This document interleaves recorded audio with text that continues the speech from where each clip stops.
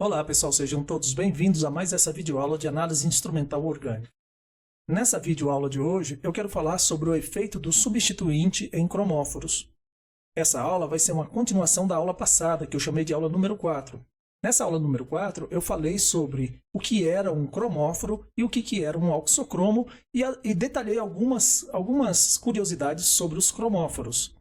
Então, nessa videoaula, eu vou falar do efeito substituintes em cromóforos. Nesse primeiro momento, nós vamos olhar para o nitrobenzeno, que é essa substância que está sendo mostrada aqui. O nitrobenzeno, se eu for fazer um espectro, uma varredura de um espectro na região do ultravioleta e do visível, eu vou ter uma banda de máxima absorção bem característica do nitrobenzeno, e essa banda vai ter lá o seu lambda máximo, vai ter também a sua intensidade de absorção. Tá? E agora, o que acontece se eu substituir um desses hidrogênios que aqui estão, substituir, por exemplo, pelo um grupo OH? Sabe o que vai acontecer? Vai acontecer o seguinte, vai ter uma alteração da posição e da intensidade da banda de máxima absorção desse cromóforo que aqui está, né? Tá? Agora, pode ser que esses grupos substituintes não gerem, eles mesmos, né, a absorção da radiação ultravioleta, mas a sua presença modifica a absorção do cromóforo principal. É isso que eu quero que vocês entendam. Substituintes que aumentam a intensidade dessa absorção e também possivelmente o comprimento de onda tem um nome. Qual é o nome deles? Oxocromo, que eu coloco aí para vocês, e aqui está uma breve definição de oxocromo. Agora, quais são esses principais substituintes que dão esse efeito? Seria o grupo OH, o NH2, um halogênio aqui qualquer, isso aqui é amino, isso aqui é hidroxila, o grupo metil, esse outro aqui, que é o metanutiol, e por aí vai. Agora, outra coisa importante. Alguns substituintes, que eu vou mostrar para vocês, além desses aqui, podem ter qualquer um dos 4 efeitos que eu vou mostrar agora para vocês. Que efeitos são esses? São esses aqui, ó. Deslocamento batocrômico, deslocamento ipsocrômico, efeito hipercrômico e efeito hipocrômico. Que efeitos são esses? Então deixa eu explicar o que é efeito batocrômico e o que é efeito ipsocrômico. Então vamos lá, que eu vou explicar para vocês direitinho isso. Então é o seguinte, ó, vamos supor que isso aqui seja uma substância A qualquer, que a gente fez aqui a varredura de 400 nanômetros até aqui em torno de 700 nanômetros. Aí eu coloco, nesse cromóforo aqui, eu coloco lá um substituinte qualquer, eu faço uma modificação qualquer, tá? Depois nós vamos saber o que a gente pode fazer para modificar a máxima absorção. Mas nesse primeiro momento eu quero explicar para vocês o que vem a ser deslocamento batocrômico. Então é isso aqui, ó. Eu coloquei lá um substituinte e aconteceu isso aqui. Veja que a máxima absorção foi para um comprimento de onda maior. Para esse comprimento de onda maior, está lá para o vermelho, né? Indo de encontro ao vermelho. Por isso é chamado batocrômico, tá bom? Esse batocrômico significa que está indo lá para o lado do vermelho. Então, o deslocamento para maior comprimento de onda sempre vai ser chamado batocrômico. Agora, pode acontecer o contrário, né? Se você for lá para o azul, como é que a gente vai chamar esse deslocamento? Vai ser chamado de deslocamento ipsocrômico. E nesse exemplo que eu coloquei aqui, né, eu coloquei de propósito, veja que o deslocamento acontece, né, e também a intensidade do pico foi maior. Mas pode ser que não modifique muito essa intensidade, tá? Aqui eu exagerei, né? Mas não tem problema, eu só queria chamar a atenção disso para vocês. Agora, outra coisa interessante é o seguinte: quais são os fatores que determinam qual vai ser o comprimento de onda de máxima absorbância? Bom, será o cromóforo em relação ao oxocromo e também o solvente. Esses 2 efeitos nós vamos ver daqui a pouquinho. Mas vamos voltar lá e vamos saber agora, vamos saber o que seria o efeito hipercrômico e o efeito hipocrômico, que eu mostro aqui para vocês. Tá? Então tá aqui, ó. O que seria esse efeito hipercrômico e hipocrômico? Então aqui, ó, novamente, uma substância A qualquer, que foi feita a varredura de 400 nanômetros até 750 nanômetros. E aqui, ó, tem a máxima absorbância, tá? Então aqui é o lambda máximo. E eu fiz o seguinte, eu peguei e aumentei a concentração dessa substância A lá no sistema. Sabe o que acontece? Vai ter foi feito novamente uma varredura, e o que vai acontecer? Vai acontecer a formação aqui de um espectro que é bastante parecido com o anterior, só que o lambda máxima tem maior intensidade. É isso que a gente chama de efeito hipercrômico. tá? E o efeito hipocrômico é quando a gente pega e obtém uma varredura, né, um gráfico de varredura de 400, nesse caso aqui de 700 até 750, 400 até 750, e a lambda máxima fica numa absorbância menor. Então, é isso. Quais são os fatores que provocam esse efeito de hipercrômico, o efeito de hipocrômico? A concentração e a absortividade. Então, isso eu queria mostrar para vocês. Mas, agora, o que eu vou explicar para vocês agora? Agora eu vou explicar quais são esses efeitos aqui, ó. Quer ver?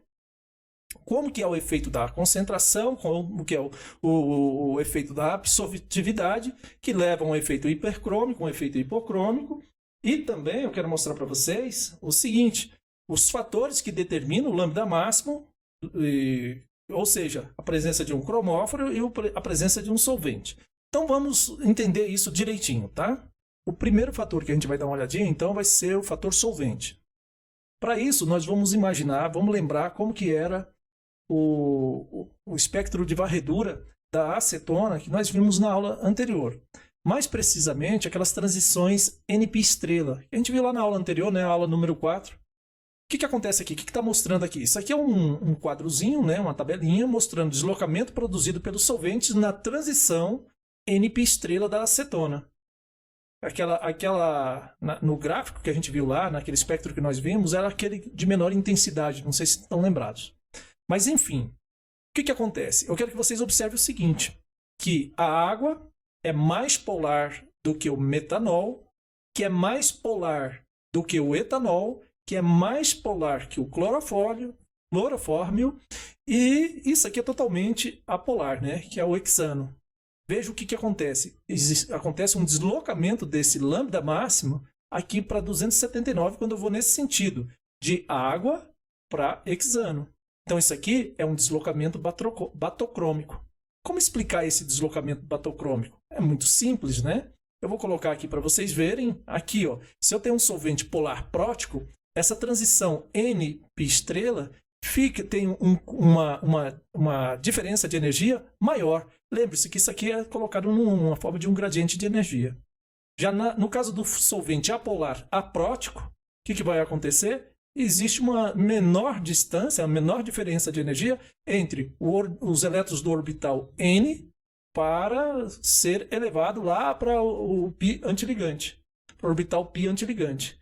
E como se explica isso? Se explica da seguinte maneira: esse par de elétron livre que está aqui no orbital N ou aqui nesse orbital N, na presença de um solvente polar prótico, pode formar a ligação de hidrogênio. E por isso que ele fica mais preso e por isso ele precisa de maior quantidade de energia para que seja promovida essa excitação. Compreenderam? Então é bem simples a interpretação desses resultados.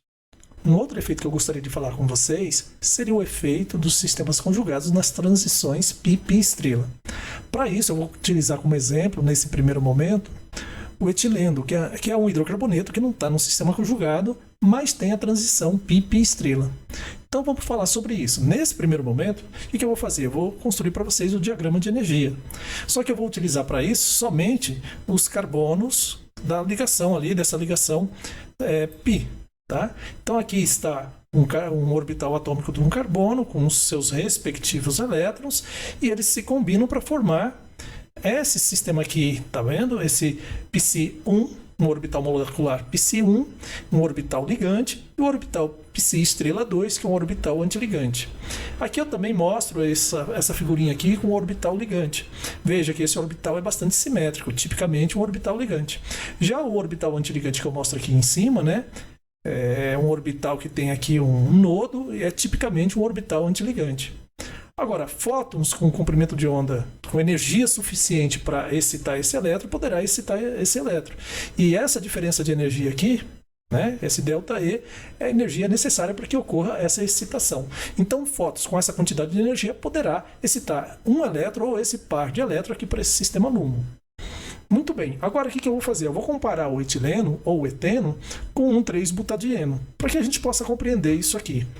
Então, novamente, eu estou mostrando aqui o orbital ligante, mostrando aqui novamente os orbitais antiligantes. Lembrando que aqui tem dois orbitais P com seus respectivos elétrons que irão se combinar para formar o orbital ligante e o orbital antiligante. Aqui, já no caso do 1,3-butadieno, também vai ter 4 orbitais P, 4 elétrons, e a combinação desses 4 orbitais P vai formar os orbitais Pc1, Pc2, que são tipicamente orbitais ligantes, e o Pc3 e o Pc4, que são tipicamente orbitais antiligantes. Né? Lembrando que aqui tem um par de elétrons, e aqui também tem esses pares de elétrons aqui que vieram dessa combinação desses orbitais. Esses orbitais são comumente mostrados dessa forma aqui. Né? Essa ilustração eu peguei lá no livro do Paiva. Muito bem. Aqui estão, então, os orbitais antiligantes e aqui estão os orbitais ligantes. Quando tem fótons com energia suficiente para excitar esses elétrons, nesse caso do eteno, essa diferença de energia vai ser isso aqui, ó, que eu estou mostrando aqui, tá? Esse ΔE do eteno. Já no caso do 1,3-butadieno, houve uma aproximação desse orbital HOMO aqui, Pc2, para esse orbital LUMO aqui, Psi estrela 3, esse orbital antiligante. Então essa energia aqui no 1,3-butadieno é menor do que nesse caso aqui. Eu fiz também agora, para vocês verem, uma série de compostos, exceto o eteno, né, mas de compostos que tem um sistema conjugado. Então nesse primeiro caso aqui que eu estou mostrando, é a excitação de elétrons π para π estrela. Depois, no caso do butadieno, essa excitação aqui demanda uma menor quantidade de energia e assim por diante. Ó. No hexatrieno, essa quantidade de energia é ainda menor. Tudo isso por causa do aumento da conjugação. E quanto maior for a conjugação, menor vai ser a energia necessária para excitar esses elétrons π para π estrela. Eu tenho aqui também uma tabela para que vocês possam comparar. Né? Foi feita essa tabela, está lá no livro do Pavia, que são os valores de lambda máximo e de epsilon para o etileno e um sistema conjugado de dienos. Veja aqui ó, que o etileno, o lambda máxima é 165, e a partir do momento que começa a aumentar o sistema conjugado, esses valores aqui vão aumentando. Se esses valores de lambda máximo estão aumentando, é porque a energia está diminuindo. E também a probabilidade, quer dizer, o epsilon, né, que é uma medida da extensão dessas transições π estrela, também vai aumentando na medida que vai aumentando os sistemas conjugados. Uma outra coisa que eu gostaria de mostrar para vocês é isso aqui. Ó. Esse aqui são espectros, né, de varredura, né, de log em função do comprimento de onda, desde 200 nanômetros até mais ou menos 400 nanômetros. Veja que aqui tem um gráfico aqui, ó, um espectro pontilhado, um aqui com a cor preta um pouquinho menos intensa, mais para o cinza, e aqui um preto mais escuro, né? Que é o sistema A, B, C, que é o número de conjugações, né? O sistema A tem 3 conjugações, o sistema B 4 conjugações e o sistema C 5 conjugações. Veja que na medida que vai aumentando o número de conjugações, ele vai se deslocando para cá, para a direita, que é o deslocamento batocrômico. Lembre-se que batocrômico significa deslocamento para o vermelho, em alusão à faixa de comprimento de onda do vermelho, que é mais à direita, né, do espectro. Já o efeito hipsocrômico seria mais à esquerda. Outro detalhe a ser observado aqui é o seguinte, que também teve um efeito hipercrômico, né? Ou seja, esse ponto de máximo, esse ponto de máximo, esse ponto de máximo vai aumentando na medida que vai aumentando a conjugação. Então isso é o que eu queria mostrar para vocês nesse primeiro momento, tá bem? Um outro efeito que eu gostaria de mostrar para vocês é o efeito que ocorre em sistemas como esse que eu estou mostrando aqui agora. O que eu estou mostrando aqui para vocês? Eu estou mostrando para vocês um carbono sp2 ligado a outro carbono sp2 e ligado a um desses dois carbonos sp2, um átomo que tem um par de elétron livre. Isso aqui poderia ser um grupo H, poderia ser uma amina, poderia ser um halogênio, enfim, né? Um sistema que tem um par de elétron livre aqui. Muito bem, sistemas desse tipo aqui, nesses sistemas, sempre é observado um deslocamento batocrômico e o efeito hipercrômico. Agora, como explicar esse efeito? É isso que eu vou explicar para vocês agora. Num primeiro momento, eu quero que vocês saibam o seguinte: se tem um sistema como esse, há possibilidade de ressonância. Se há essa possibilidade de ressonância acontece da seguinte maneira: esse par de elétrons se desloca compondo aqui uma ligação π, e essa ligação π se desloca para esse carbono para formar aqui um carbono com carga negativa, e esse átomo aqui vai ficar com a densidade de carga positiva. Então é isso que a gente primeiro observa, tá? Que existe esse sistema conjugado. Agora, como que a gente faz para mostrar isso num diagrama de orbital, para explicar para vocês por que ocorre essa diminuição de energia para a transição eletrônica e, consequentemente, o deslocamento batocrômico. Então, nós vamos ver isso, como é que a gente mostra isso, tá? Então vamos montar aqui esse sistema de orbitais, tá? Nesse primeiro momento eu quero que vocês imaginem esse sistema π como sendo proveniente dessa ligação carbono-dupla carbono que eu estou mostrando aqui. Ali tem um par de elétrons que eu estou colocando agora aqui, tá? Já o átomo adjacente aqui, representado por X, eu também vou representar aqui. Veja que essa letrinha N representa que é um par de elétrons de orbital não ligante. Tá? Então, esse par de elétrons eu estou representando aqui. A combinação desses dois sistemas vai resultar nesses orbitais que aqui estão. Tá? Esses pares de elétrons e esses pares de elétrons. Tá? Agora, se eu considero só esse sisteminha aqui, ó, sem considerar a ressonância, esse aqui é o meu sistema HOMO. Agora, se eu considerar a molécula como um todo, ou seja, um sistema também em ressonância, aqui que vai ser o meu sistema HOMO. Então, a primeira parte que eu quero que vocês entendam é isso aqui, como foi montado isso aqui, tá bem? Agora, e o que acontece agora? Como que a gente resolve? Como que eu vou explicar o deslocamento batocrômico? É isso que eu vou explicar para vocês agora. Então, para explicar isso, vamos considerar somente esse sistema aqui. Ou seja, vamos considerar que não haja ressonância nesse sistema. Se isso acontecer, aqui está então o LUMO, o π estrela de menor energia, né? O orbital desocupado de menor energia, que a gente chama de LUMO. Então, essa vai ser a transição que vai acontecer se a gente fornecer elétrons na faixa de comprimento de onda com energia suficiente para promover essa transição. Agora, se eu considerar todo o sistema em ressonância, então vai haver uma nova combinação de orbitais, formando esse Psi estrela 3 aqui. E se vocês reparar, se esse Psi estrela em relação ao Psi 2, que é o sistema LUMO do sistema em ressonância, esse aqui é o sistema ocupado de maior energia do sistema em ressonância, essa diferença aqui, ó, é menor do que essa diferença aqui. E se isso aqui é menor, você precisa de maior comprimento de onda para promover a excitação eletrônica de Psi 2 para Psi antiligante 3. Então é assim que a gente explica esse efeito batocrômico que é observado nessas moléculas que têm a dupla ligação entre carbonos aqui, né, e um átomo adjacente com um par de elétron livre, tá bem? Então era isso que eu queria explicar para vocês nessa aula. Outra coisa bastante importante que vocês saibam é o seguinte: quais são as bibliografias que eu utilizei para montar essa aula, né? Então eu usei o Pavia, né, a introdução à espectroscopia, utilizei o SCUG, que é o Princípios de Análise Instrumental, a sexta edição, e também usei o SCUG de Fundamentos de Química Analítica.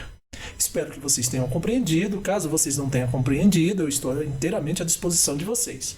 Um abraço a todos e tenham uma ótima aula.